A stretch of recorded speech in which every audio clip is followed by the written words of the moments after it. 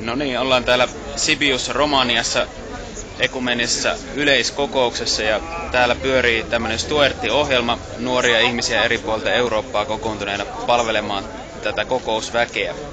Bongasin tuosta yhden Stuartin haastatteluun ja kyselläänpä häneltä vähän, että miksi hän on täällä ja kuka hän on ja mitä hän tekee.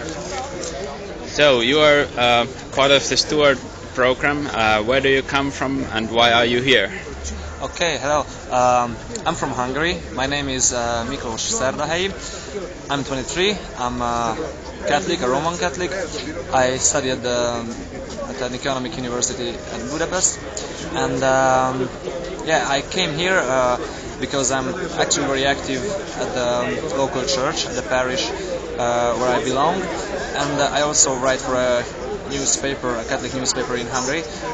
So they just called me half a year ago and they asked me whether I wanted to come. There's this event, and I said, yeah, sure, for sure. It's always good to be with international people and with Christian people. So I just accepted it, and it's good. It's really nice. Okay, so you are a steward. What do stewards do in this assembly?